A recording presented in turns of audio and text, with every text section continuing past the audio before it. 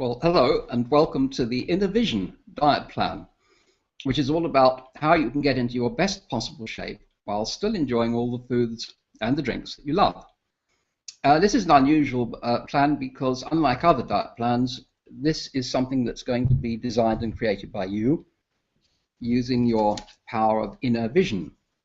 I'm Chris, by the way, and this is Jenny. Hello, I'm Jenny. We've developed this plan over the past 7 years, and we use it ourselves to stay in shape and still have a good time. And the inner vision that we're talking about is your ability to envisage and develop an image of your best possible future in such a way that it actually comes into being. So we're not just about imagining some crazy wish that never happens. We give you 7 different ways to develop this quality, this ability to have inner vision into your own life. And so these 7 different ways, they take about a day each one to learn, and they're cumulative, they build on each other. And Jenny here will tell you the first fundamental quality that we're looking for, aspect, if you like, of inner vision. Today we're talking about strategic thinking, but before you can think strategically, you need to know where you're trying to get to. And inner vision is your ability to formulate in an unconscious, super fast connection with your unconscious in order to remind yourself quickly and at a deep level where you want to go. And it's only when you have that inner vision that you can live your life in such a way as to bring it about. That's right. So the first aspect of inner vision is the ability to create a compelling vision of the person you want to become, isn't it, Jenny? Absolutely. And that vision has to be real for you and not somebody else's imagination or somebody else's plan for you. It has to come from within. And the second aspect of inner vision is developed by fully 3 E's, really, fully experiencing the food that you eat and the drinks that you drink, and developing the ability to evaluate the foods and drinks in terms of their effect on your body, and then thirdly, of course, to appreciate and enjoy these foods and drinks, because there's no point in trying any diet where you actually feel all the time that you're putting off living in order to wait until you reach some sort of mythical weight which you may never reach, and you're not enjoying yourself as you go. So there are some differences in this diet, and these first 2 aspects of inner vision you can develop each day in yourself. And so now we come to, as Jenny said, the third and crucial aspect, which is going to be something which Jen is going to tell you how to develop. Well, assuming that you have some idea where you're going in your life as well as with your health, what is incredibly important is that you put as much time into planning and strategizing how you're going to do this as you would into any project that you undertake. When you're going on a journey, when you're renovating your kitchen, creating a meal for some friends, you put some time and you think about it and you decide to timescales on. And yet so many people suddenly wake up one day and go on some incredibly extreme diet in order to become slimmer, more healthy, whatever. And that kind of thing just isn't going to work. So what we want you to do with us starting today is build a step-by-step plan that is going to work for you. Okay, so that's really, really clear. That's strategic thinking, and strategic thinking comes from you. We're teaching you how to develop your own strategic plan that is exactly right for you, and this is going to be a smart strategy. And why we say it's going to be smart is because it's going to be more effective than the kind of plans people sometimes make, which are wishful thinking or all or nothing thinking or all these kinds of things. So strategic thinking, we think, should start at the beginning, and the beginning in this case is you know, your life is parceled out in a series of days, really. So each day is a fresh start.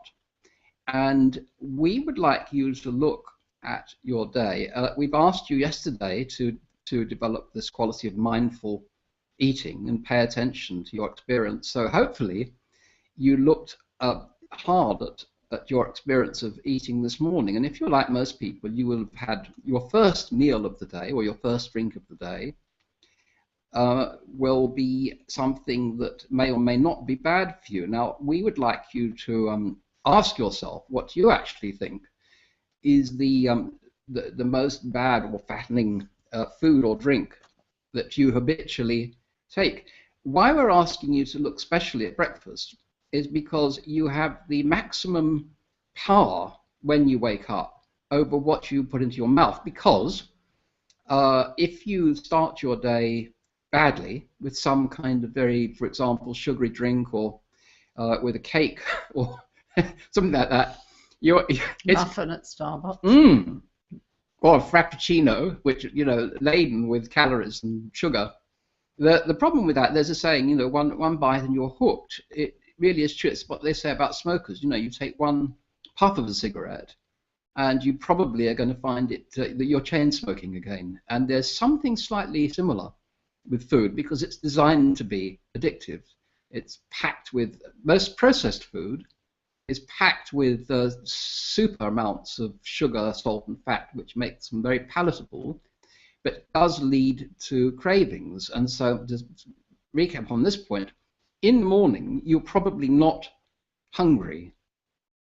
You probably actually, you can survive for 3 weeks without any food, but you only 3 days without water. So I would say, look at the first bad thing that you drink in the day. Would you agree with that?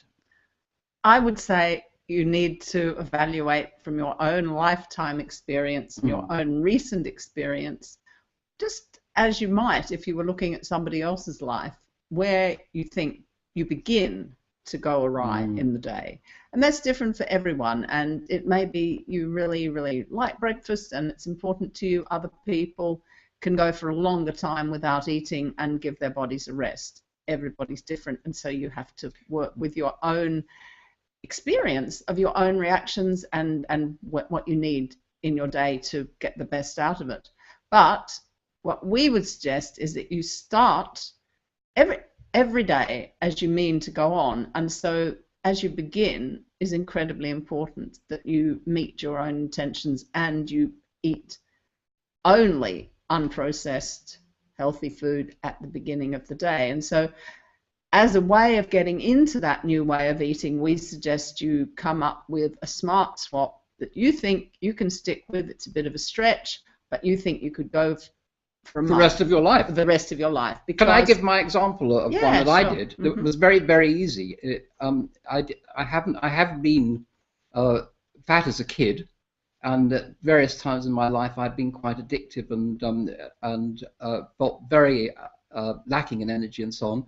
I made a really good smart swap, and that was I do like coffee in the morning.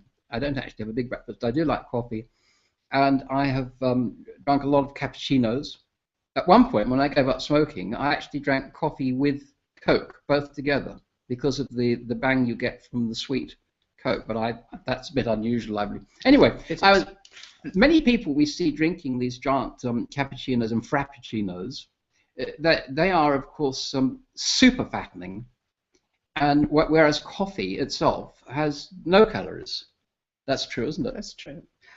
So what I did is I made a smart swap, which is that I started to drink, instead of a cappuccino, which is a very, very fattening drink, what they call in France macchiato, which is... No, they don't. That's an Italian word, it's isn't it? It's Italian. In France, they call it a noisette. A noisette. But macchiato tends to be the word they use in the States, and Australia. Right. Well, so basically, a macchiato is milk foam only, with no milk at all, just on top of some espresso. And now that has that is much healthier drink if you're going to take coffee. And as we're saying with this diet plan, everybody is different. I won't give up my coffee because I enjoy the effects, and it's a trade-off.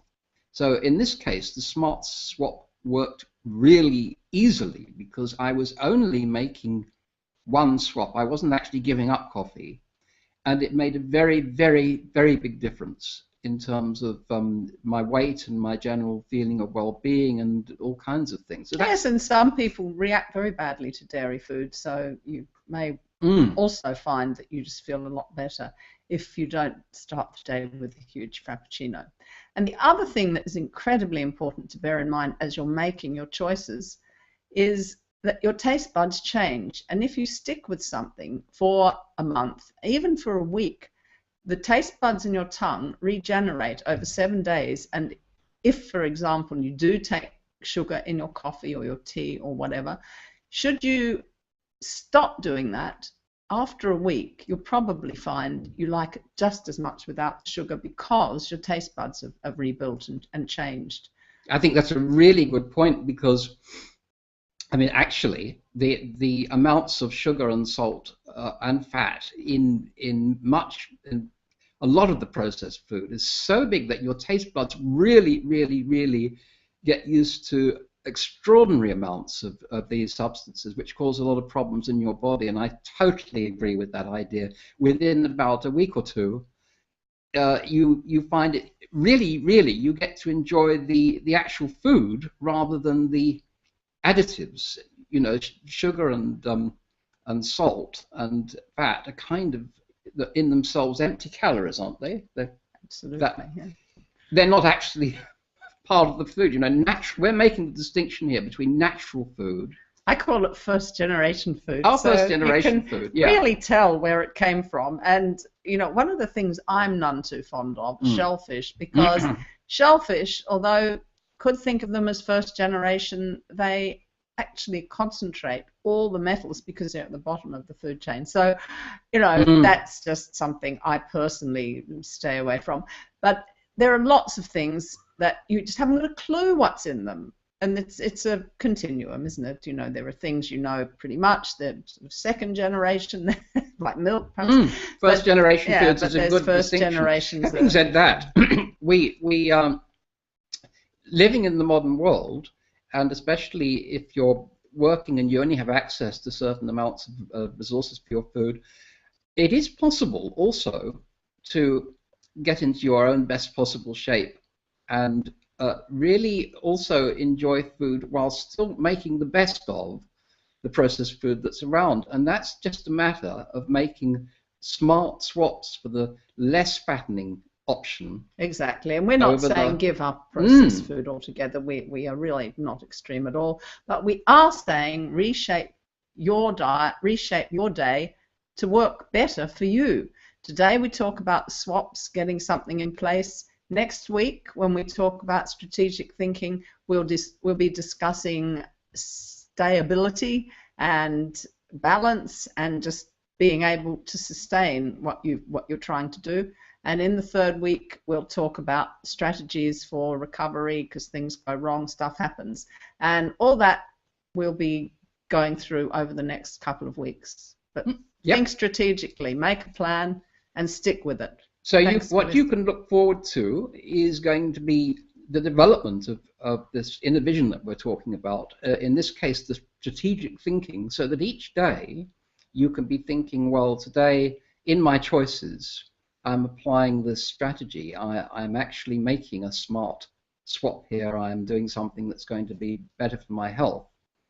And so with that in mind, we're going to explain tomorrow a really interesting technique for dealing with any issues that might come up if you feel yourself craving for the thing that you've swapped, that you've lost, that you've exchanged. Or even just craving for something that you don't always have, and you know you may be trying to swap with the thing you've swapped out. You're bringing something even worse in. To kind of deal with that kind of situation, we've got some great ideas to talk about tomorrow. Yes, we're going to talk about meeting your greedy monkey and monkey management. So please tune in tomorrow, and we look forward to seeing you there, and we'll be developing the fourth aspect of your inner vision. Bye. Inner Vision Diet Plan. Thanks for listening. Bye.